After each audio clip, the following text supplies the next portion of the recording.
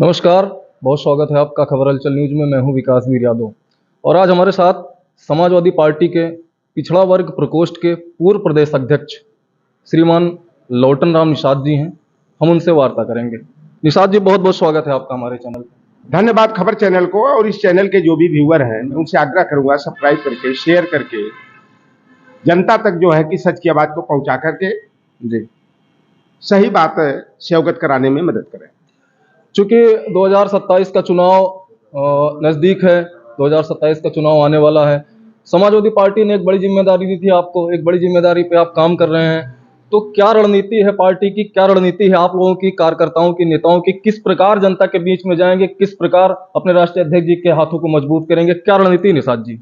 देखिए, 2024 का लोकसभा का चुनाव था जी भारतीय जनता पार्टी के तमाम नेता जी बड़े बड़े दावे कर रहे थे कि समाजवादी पार्टी के तंबू का बंबू उखाड़ फेंकेंगे। जी जी समाजवादी पार्टी जो है 2-4 सीट तक सीमित हो जाएगी, जी घर की सीट बचाना भी मुश्किल हो जाएगा। लेकिन हाँ, समाजवादी पार्टी ऐसे दावे विपक्ष के लोग कर रहे थे। जी, चाहे वो केशव प्रसाद मौर्य रहे हो, चाहे योगी आदित्यनाथ रहे हो, यहां तक कि जो अपनी जमीन को बेच करके केवल परिवार की भलाई के लिए हमारे पीडीए परिवार को कमजोर करने का काम कर रहे हैं। संजय निषाद हो, चाहे ओम प्रकाश राजभर हो, चाहे अनुप्रिया पटेल जैसे लोग हो, कहते थे कि समाजवादी पार्टी को जो है कि 1 सीट जीतेगी, कोई 2 सीट की बात करता था। लेकिन बड़े संजीदगी से जी समाजवादी पार्टी के मुखिया आदरणीय अखिलेश यादव जी ने पीडीए फार्मूला को आगे किया जी और पीडीए जन चौपाल के माध्यम से, जन पंचायत के माध्यम से हम लोगों ने अपने बहुजन वर्ग के लोगों को, पीडीए के लोगों से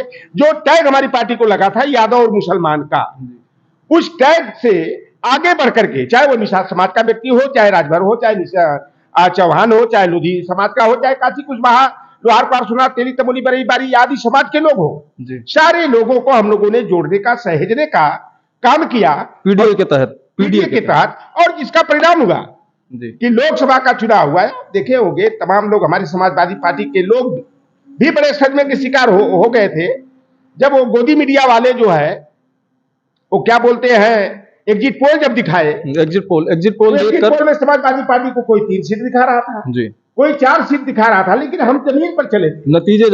जब नतीजे आए तो उम्मीद के परे आए जी, सारे एग्जिट पोल ध्वस्त हो गए। एग्जिट पोल जब आया तो कोई बात मीडिया से करने के लिए तैयार नहीं था, हमारी पार्टी की भी बात थी। लेकिन हम लोग 34 लोकसभा क्षेत्रों में मैंने काम किया था और हमारा यह प्रयास रहता है कि किसी बात की सच्चाई को हम मंचों से जो है कि प्राप्त नहीं कर सकते। हमें चाय की दुकान पर चले जाइए, नाई की दुकान पर बैठ जाइए, पनेरी के अगल बगल बैठ जाइए, खेत खलिहान में चले जाइए, चट्टी चौराहे पर जाइए, जो जमीनी हकीकत होती है वह उभर करके आती है। और मेरा आंकड़ा जो अंतिम समय तक था कि 48 से 53 सीट हमारी इंडिया गठबंधन जीतेगा और समाजवादी पार्टी अब तक की सबसे बड़ी विजय हासिल करेगी। कुछ लोगों ने कहा कि आप गलत बोल रहे हैं, सच्चाई को आप छिपा रहे हैं। हमने कहा जब 4 जून को परिणाम जब आएगा ना, तो ये नौवा कितना बार समन्वय आई देख लेना, सामने परिणाम जब आएगा सच्चाई आपको मालूम हो जाएगी। और परिणाम वही हुआ कि समाजवादी पार्टी अब तक की अपने जन्म काल से लेकर के आज तक सबसे अधिक सीट 37 सीट जीत करके देश की नंबर 3 और उत्तर प्रदेश की नंबर 1 पार्टी बनी और भारतीय जनता पार्टी को चारों खानों चित किया। ये मेहनत जो लोकसभा के चुनाव में पार्टी के कार्यकर्ताओं ने की, पीडीए के नेताओं ने की, ये जज्बा, ये मेहनत क्या आने वाले 2027 के चुनाव में बरकरार रहेगा? देखिए, अब हमारा जो है कि पीडीए की जो बात थी, अब हमारी लड़ाई, बाबू जगदेव प्रसाद कुशवाहा ने 70-80 के दशक में एक बात कहा था कि 100 में 90 शोषित है, 90 भाग हमारा है, धन धरती और राजपाट पर 90 भाग हमारा है, 10 का शासन 90 पर नहीं चलेगा। तो हमारी समाजवादी पार्टी 2027 का जो विधानसभा चुनाव है, हम social engineering, micro social engineering को मजबूत करते हुए 10 बनाम 90 की लड़ाई लड़ेंगे। और निश्चित रूप से समाजवादी पार्टी ने जैसे लोकसभा चुनाव 2024 में भारतीय जनता पार्टी को धूल चटाने में सफल हुई, उसी तरह से 2027 में 300 प्लस सीटें जीत करके पीडीए के बात भगाएंगे, समाजवादी पार्टी को जिताएंगे, जोगी जाएंगे और अखिलेश यादव जो है सत्ता में आएंगे। पीडीए की बात करते हैं, जैसा कि आपके राष्ट्रीय अध्यक्ष अखिलेश यादव जी पीडीए का नारा लेकर चलते हैं, आप लोग पीडीए की बात करते हैं। प्रदेश में पीडीए की क्या वर्तमान में स्थिति है? पीडीए की जो स्थिति है पिछड़ा दलित अल्पसंख्यक की उत्तर प्रदेश की भाजपा सरकार में, उस पर क्या कहना चाहेंगे? देखिए, मैं थियोरेटिकल बात नहीं करता, मैं प्रैक्टिकली बातों में विश्वास रखता हूं। भारतीय जनता पार्टी के लोगों ने एक मीडिया ट्रायल कराया था 2013 में। उत्तर प्रदेश लोक सेवा आयोग 2011 का अनंतिम परिणाम जब 14 अगस्त 2013 को आया, उत्तर प्रदेश के मुख्यमंत्री माननीय अखिलेश यादव जी थे। दैनिक जागरण जो भारतीय जनता पार्टी का मुखपत्र है, आज तक भी उसका जो है कि मेन वायस था भारतीय जनता पार्टी का, उसने कहा 86 में 56 यादव एसडीएम बना दिए गए। ये नारा बहुत जोर शोर से चल रहा, जोरों से चला, और यहां तक कि पूरे प्रसून वाजपेयी अब तो भारतीय जनता पार्टी से खार खाए हुए हैं। अब जो है कि इंडिया गठबंधन की बात करते हैं, वकालत भी करते हैं। यही पूरे प्रसून वाजपेयी हैं जो आज तक पर दस्तक नाम से 1 घंटा का प्रोग्राम चलाए थे कि 86 में 56 यादव एसडीएम हो गया। और समाजवादी पार्टी तो गैर यादव जातियों की हकमारी करके केवल यादवों को आगे बढ़ाने का, नौकरी देने का काम करती है, ऐसा आरोप लगाया जा रहा था जी। और एक बात हमारे पूर्वांचल में कही जाती है, गाजीपुर, बलिया, गोरखपुर, देवरिया में, कुशीनगर में, कि हमारे अति पिछड़ों की बड़ी एक गैर जिम्मेदाराना एक चरित्र है कि ये सच्चाई की तहकीकात नहीं करते हैं। जो बात उछल गई उसी को सच मान लेते हैं। कौवा तेरा कान ले गया तो अपने कान को नहीं देखते हैं, नीम जामुन कटहल के पेड़ पर देखते हैं, कौवा तेरा कान लेकर के कहा गया। मैं सच्चाई बता दूं कि 1952 में लोक सेवा आयोग और उत्तर प्रदेश लोक सेवा आयोग का गठन हुआ, और 52 से लेकर 2017 तक जब कभी 86 पद एसडीएम का विज्ञापित नहीं हुआ, तो 86 में 56 यादव एसडीएम कहां से हो गया? इसमें 5 यादव एसडीएम हुआ था। ये जवाब हमारी पार्टी की भी कमी है। ये जवाब आपके राष्ट्रीय अध्यक्ष ने भी पूछा था, क्या जवाब मिला था कि 86 में 56 यादव? ये योगी आदित्यनाथ जी, कभी कभी गुरु गोरखनाथ की बात याद आ जाती है। उन्होंने कहा कोई व्यक्ति अपने नाम के साथ नाथ उपनाम लगा ले, गेरुआ वस्त्र धारण कर ले, तो साधु संत महात्मा जोगी हो ही नहीं सकता। योगी आदित्यनाथ संत महात्मा जोगी नहीं, कट्टर जातिवादी है, क्योंकि यही योगी आदित्यनाथ ने कहा था, मुझे तो गर्व है कि मैं क्षत्रिय कुल में पैदा हुआ हूं, क्षत्रिय कुल में पैदा होने का मुझे अभिमान है। आप देख लेना कि जब यही का काम एक कांड हुआ था, हमारे पार्टी के अच्छे नेता मोइन खान, समाज में एक सम्मानित व्यक्ति, और किस तरह से बदनाम कर दिया गया। उसी बीच में एक घटना होती है, मरीन ड्राइव कहा जाता है गोमती नगर में, 16 लफंगों ने, लड़कों ने एक लड़की जा रही थी स्कूटी से लड़के के साथ, उस पर पानी फेंक दिया। घटना का नाम किसी और का है, और एक पंकज यादव का नाम, अरबाज खान का नाम ले लिया गया, जबकि ये दोनों निर्दोष थे। और योगी आदित्यनाथ विधानसभा के अंदर 16 का नाम लेते आप, लेकिन आपको पंकज यादव का नाम याद आ रहा है, आपको अरबाज खान का नाम आ रहा है। तो ये हिंदू मुसलमान करने का प्रयास किया गया। आप पता करिए, 27 सितंबर को घटना हुई थी, और जिसमें मोइन खान का नाम जोड़ दिया गया। 28 सितंबर को यही मवई थाना अंतर्गत एक हमारे पासी समाज की लड़की थी, 3-4 साल की बच्ची थी, और दरिंदे ने उसके साथ दरिंदगी करके उसको मौत के घाट उतार के नाली में डाल दिया। योगी आदित्यनाथ आकर के, वो निषाद से जुड़ा मामला था, क्योंकि निषादों ने भारतीय जनता पार्टी के तंबू का बंबू 2024 के लोकसभा चुनाव में गिरा दिया था। आप भी तो सो जाती हैं सर, आप भी तो सो जाती हैं। देखिए, सो जाती नहीं, हम लोग वर्गवाद की बात करते हैं, हम पीडीए के समान अधिकार की बात। आपने निषाद की बात की, तो आप भी तो निषाद समाज से। देखिए, जो गलत है गलत है, जो सही है सही है। अगर मोहित खान का नौकर करा कि मेरा उस लड़की से संबंध था, मोइन खान का नाम क्यों बदनाम किया गया? एक आदमी की बताओ कि इज्जत बनाने में कितना समय लगता है, और उसकी इज्जत को तार तार कर दिया गया। डीएनए टेस्ट कराया गया, क्या मोइन खान का डीएनए मैच खाया का? तो ये भारतीय जनता पार्टी केवल जो है, अगर हिंदू मुसलमान भारत पाकिस्तान न करें तो इसके पास कोई मुद्दा नहीं है राजनीति का। निषाद जी, आपने जाति की बात की, आपके राष्ट्रीय अध्यक्ष अखिलेश यादव जी लगातार मांग कर रहे थे जातीय जनगणना कराने की, जिस पर भारतीय जनता पार्टी चुप बैठी थी। अभी वो जातीय जनगणना कराने के लिए राजी हो गई है, इस पर क्या कहेंगे आप? देखिए, भारतीय संविधान के अनुच्छेद संख्या 246 के तहत हर 10 वर्ष में जातिवार जनगणना होनी चाहिए। और ब्रिटिश हुकूमत ने 1931 में 1871 में पहली बार जनगणना कराया था। 1931 में अंतिम जनगणना ब्रिटिश हुकूमत में ही हुई। और खेद की बात है कि कांग्रेस पार्टी 1951 में जब जनगणना का अवसर आया, तो हिंदू महासभा और आरएसएस के दबाव में आकर के पंडित जवाहरलाल नेहरू की सरकार ने जातिगत जनगणना नहीं कराया। फिर कोई न कोई बहाना बना करके ये इस मामले को टाला जाता रहा। 2011 का जब सेंसस होने वाला था, तो परम पूज्य नेताजी लालू प्रसाद यादव जी, शरद यादव, रामविलास पासवान जी ने कहा कि जातिगत जनगणना होनी चाहिए। और उस समय समाजवादी पार्टी की मदद से यूपीए 2 की सरकार चल रही थी और लालू प्रसाद यादव जी तो सरकार के साझीदार थे। भारतीय तब कांग्रेस पार्टी जो है हमारे नेताओं की शर्तों को स्वीकार करते हुए 2011 का जो सेंसस था, सोशियो इको कास्ट सेंसस, लेकिन दुर्भाग्य की बात है कि जब 30 अगस्त 2016 को मोदी की सरकार ने आंकड़े की घोषणा करने की बात आई, SC ST के आंकड़े घोषित कर दिया, धार्मिक अल्पसंख्यक मुस्लिम सिख ईसाई जैन बौद्ध पारसी रेसलर की कर दिया, ट्रांसजेंडर और दिव्यांग की कर दिया, ओबीसी के आंकड़ों को छिपा दिया। अब ये पहलगाम वाली जो घटना हुई है ना, मैं दावे के साथ कहता हूं, मैं मुकदमा से नहीं डरता हूं, राष्ट्र लगा दो, राजद्रोह लगा दो, यह पुलवामा रिटर्न पार्ट 2 रहा है। यह सरकार की नाकामियों की कमी से हुआ है। और ये हिटलर को अपना आदर्श मानने वाले लोग हैं, मुसोलिनी और नेपोलियन बोनापार्ट को आदर्श मानने वाले हैं। जब चुनाव का समय आए, छद्म राष्ट्रवाद का मुद्दा उभार करके, हिंदू मुसलमान का मुद्दा आगे करके ये चुनाव जीतने का काम करते हैं। 2019 में जो आरएसएस का इंटरनल रिपोर्ट आई थी, भारतीय जनता पार्टी जो है 130 से 140 सीट जीत रही थी। पुलवामा की घटना एक साजिश के तहत कराई गई और यह कह लीजिए कि सरकार ने हमारे सीआरपीएफ के जवानों के साथ अन्याय किया। सत्यप्रकाश मलिक राज्यपाल थे जम्मू कश्मीर के, उन्होंने कहा यह लिफ्टिंग कराई जानी चाहिए। जवान भी कह रहे थे कि सड़क मार्ग से जाना खतरे से खाली नहीं, यह लिफ्टिंग कराई जानी चाहिए। जबरदस्ती उनको क्यों सड़क मार्ग से भेजा गया, खटारा बस से, और 40 जवान मरे। 300 किलोग्राम आरडीएक्स कहां से आया, इनकी एनआईए कहां गई, इनकी राह कहां गई, इनकी जांच एजेंसी कहां गई, गुप्तचर एजेंसी कहां गई। और आप बताओ कि 15 अप्रैल को निशिकांत दुबे भारतीय जनता पार्टी का सांसद जो है अपना मैरिज एनिवर्सरी मनाने उसी पहलगाम की धरती पर जाता है।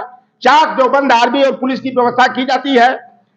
और 22 अप्रैल को जब वहां पर 2000 से अधिक संख्या में सैलानी जाते हैं, पर्यटक जाते हैं, तो त्रिस्तरीय जो सुरक्षा कवच था उसको क्यों हटा दिया गया, आर्मी के जवानों को क्यों वहां से दूर कर दिया गया, 19 चेक पॉइंट को जो है कि क्यों निष्क्रिय कर दिया गया। और देश के प्रधानमंत्री को मदारी कहना भी गलत नहीं है। घटना के बाद वहां पर कार्रवाई हुई और दो आतंकवादियों को मार दिया। दो आतंकवादी को ये बेईमान क्या कहते थे, हमारी सरकार बढ़ेगी, कराची तक घुस करके जो है कि मारेंगे, 370 धारा हटा देंगे, आतंकवाद खत्म हो जाएगा, नोटबंदी हो जाएगी, काला धन बंद हो जाएगा, आतंकवाद खत्म हो जाएगा। तो आप बताओ कि जो अपनी नोट चलाया और अपने ही बंद कर दिया, इस प्रधानमंत्री पर क्या विश्वास करें। प्रधानमंत्री की क्या जिम्मेदारी होती है।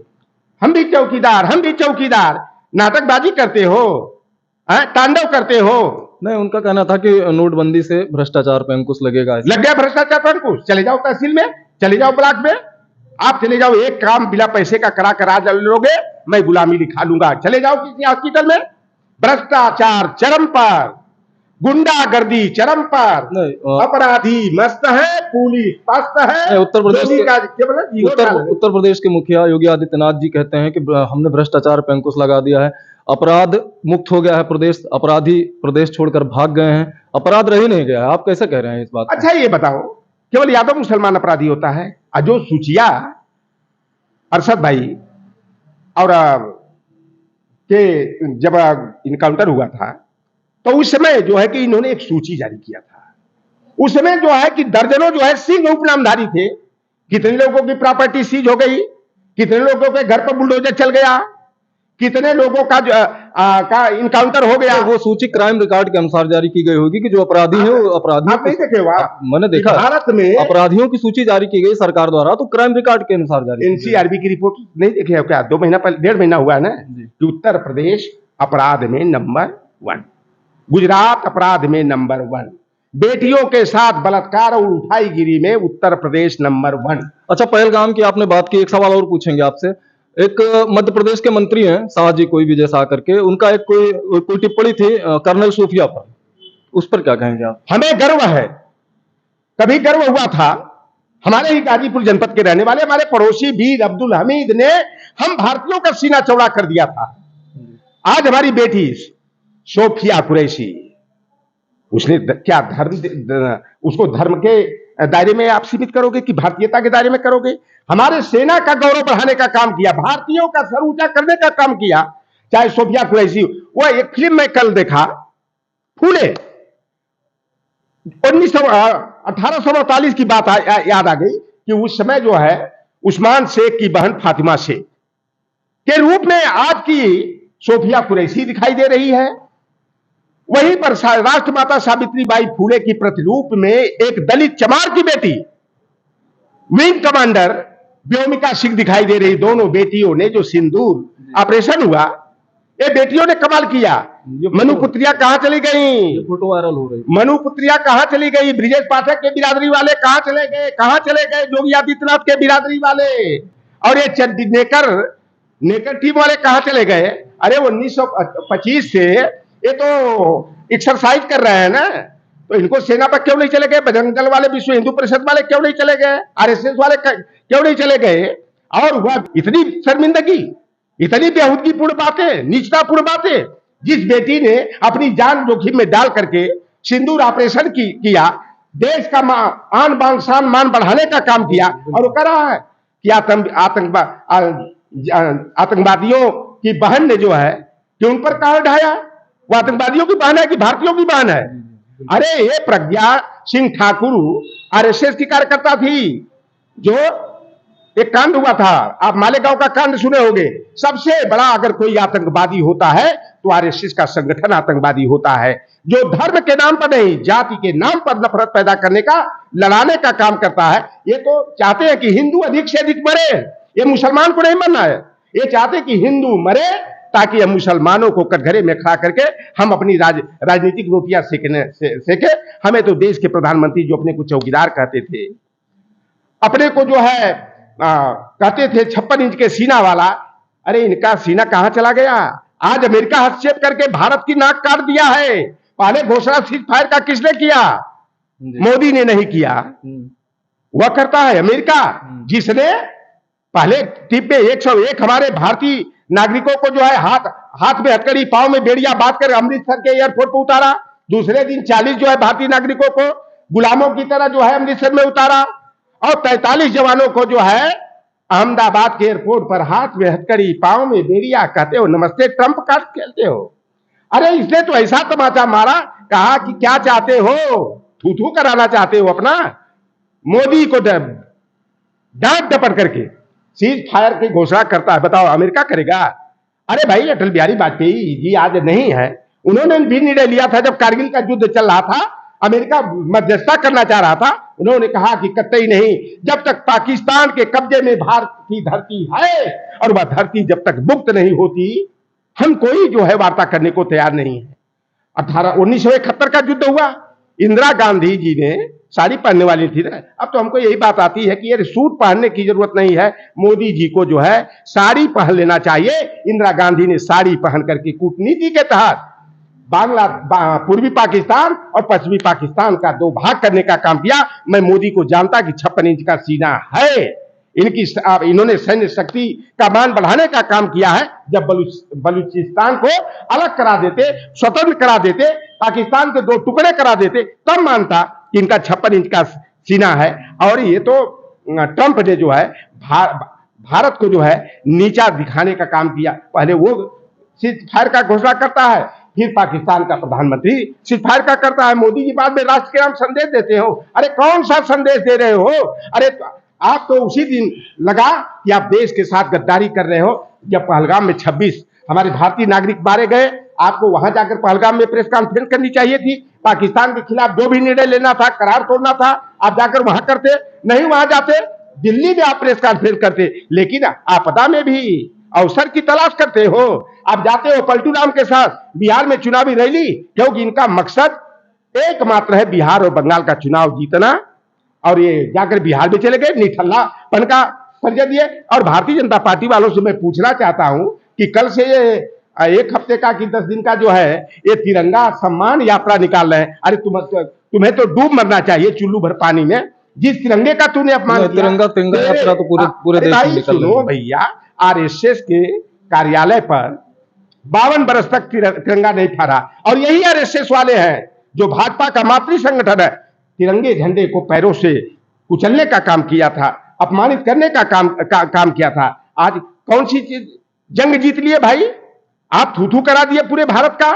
तो यह जो कुछ भी हो रहा है यह केवल वोट के लिए हो रहा है, हिंदू मुसलमान का मुद्दा करने का काम करा। लेकिन आज मुझे फक्र है उस मुस्लिम वाला पर, वह भारत का नाम रोशन किया है और उसे मुसलमानों के दायरे में अगर नापा तौला जाता है तो यह हमारे भारतीय समाज का अपमान है, हमारी सैन्य शक्ति का अपमान है। और हमें तो गर्व है और सभी भारतीयों को गर्व है कर्नल सूफिया कुरैशी पर और दलित वर्ग की बेटी जो है विंग कमांडर व्योमिका सिंह। अभी क्या आपके राष्ट्रीय अध्यक्ष की समाजवादी पार्टी की क्या रणनीति है आगे की? हमारी समाजवादी पार्टी 2027 के लोकसभा चुनाव में जो संगठन में कुछ खामियां हैं, हम पूर्वांचल की जिम्मेदारी हमें मिली है। हमें 3 जुलाई तक जो है कि विभिन्न जनपदों में जाकर के चक्की चौराहे से टिप्स लेकर के कहाँ हमारे संगठन की कमी है, कहाँ हमारे पदाधिकारियों में जो है कि कार्य के प्रति लापरवाही है, इसका सारा खाका तैयार करके जो है माननीय राष्ट्रीय अध्यक्ष जी के सामने रख करके 2027 के चुनाव में सम्मानजनक जो जनभावना है हमारे छात्र नौजवानों की, किसानों की, देश प्रदेश की जनता की, जो भारतीय जनता पार्टी के कुशासन से त्राही त्राही कर रही है, हमारे पढ़े लिखे छात्र नौजवान जो है बेरोजगारी का दंश झेलकर आत्महत्या करने को मजबूर है, इनके भविष्य को सजाने और संवारने और बचाने के लिए हम लोग 2027 में सरकार बनाने के लिए हमारे नेता का एक लक्ष्य है कि हमारी लड़ाई 2027 में 10 बनाम 90 की है और हमारी लड़ाई की जिसकी जितनी संख्या भारी उसकी उतनी हिस्सेदारी। और पहलगाम के मुद्दे पर जो सरकार जो है ना बैकफुट पर आ गई थी, तो न चाहते हुए भी समाज को गुमराह करने के लिए, जैसे पुलवामा की घटना के बाद इन्होंने पिछड़ा वर्ग आयोग को, राष्ट्रीय पिछड़ा वर्ग आयोग को संवैधानिक दर्जा देने का एक घोषणा किया, लेकिन वो सफेद हाथी साबित हुआ।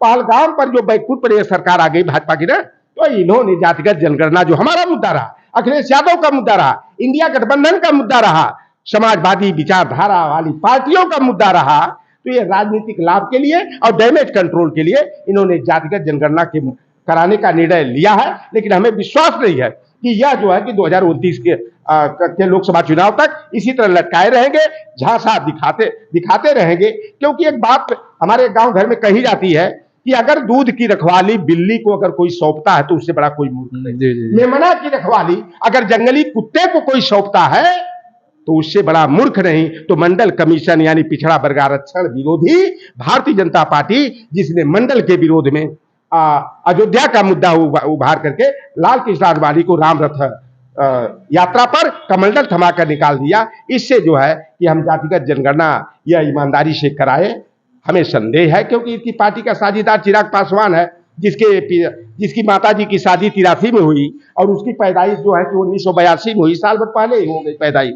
वह कहता है कि जातिगत आंकड़े घोषित नहीं किए जाने चाहिए क्योंकि इससे जाति नफरत पैदा होगी, सामाजिक सद्भाव बिगड़ेगा, आंकड़ों को जो है कि गोपनीय रखा जाना चाहिए। अरे भैया, जब तक आंकड़े घोषित नहीं होंगे, हम लोग तो चाहते हैं दूध का दूध और पानी का पानी हो। और जिसकी जितनी संख्या भारी, बाबा साहेब भीमराव अंबेडकर ने संविधान के अनुच्छेद संख्या 15(4)(16)(4) में व्यवस्था दिया है कि जिसकी जितनी संख्या भारी उसकी उतनी हिस्सेदारी। बहुत बहुत धन्यवाद, बहुत बहुत धन्यवाद दत्त जी। तो ये थे हमारे साथ समाजवादी पार्टी के फायर ब्रांड नेता और पिछड़ा वर्ग प्रकोष्ठ के पूर्व प्रदेश अध्यक्ष रामलोटन निषाद जी। आप देख रहे हैं खबर हलचल न्यूज।